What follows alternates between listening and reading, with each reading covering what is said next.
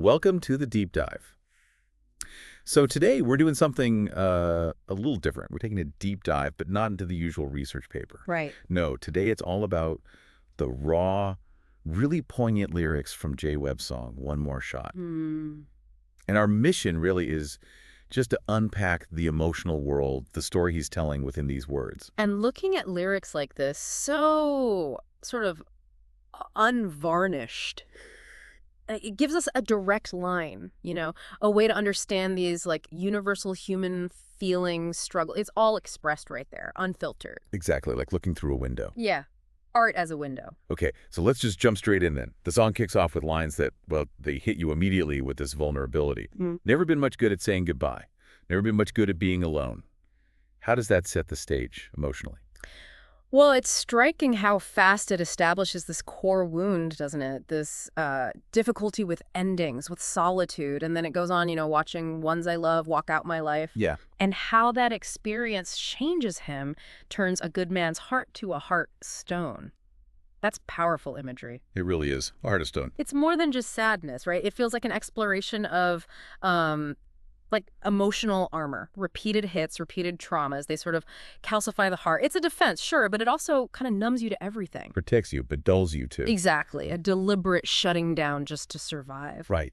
And that hardening, that sort of calcification, it pushes someone towards finding relief, any relief, which we hear next. So give me one more bottle, I'll give it one more shot, because I can't face tomorrow without these last two drops.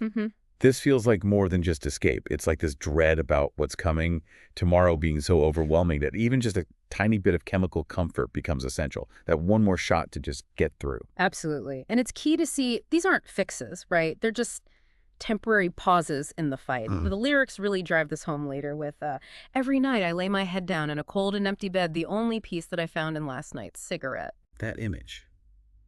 The cold, empty bed, the cigarette for peace. It's bleak. It is, and it highlights this almost physical need for something, anything, to take the edge off that deep loneliness, even for a moment. And, underneath it all, there seems to be this specific ache driving it. He says, all I wanted was enough just to get me to you.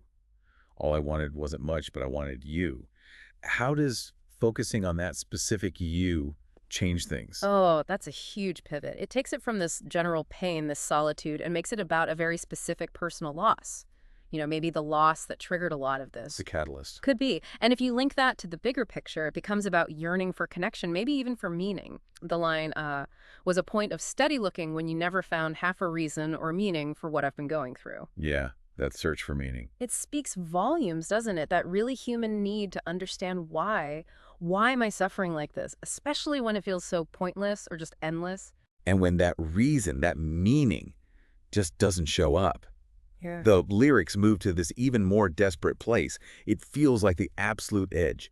One more prayer, one more try to get me there, for I give up and don't look back, call it off and hang my hand. That's the brink, isn't it? That last moment, that final test of just holding on before potentially letting it all go. Wow. We've definitely traced a really profound emotional arc here today.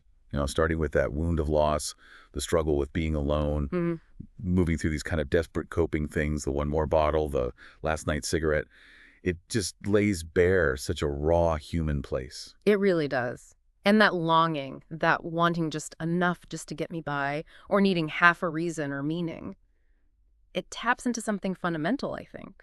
Our need for purpose, for connection. Yeah. And even when he's right there at that edge talking about one more prayer, one more try, there's still that tiny flicker, isn't there? That sliver of hope, maybe, for things to turn around. So, thinking about all this, the raw honesty, from the cold, empty bed, that deliberate numbing of the self, all the way to that final desperate plea. What does it reveal? What does it tell us about those moments when we, or maybe people we know, find ourselves just needing that one more shot to face whatever's coming tomorrow?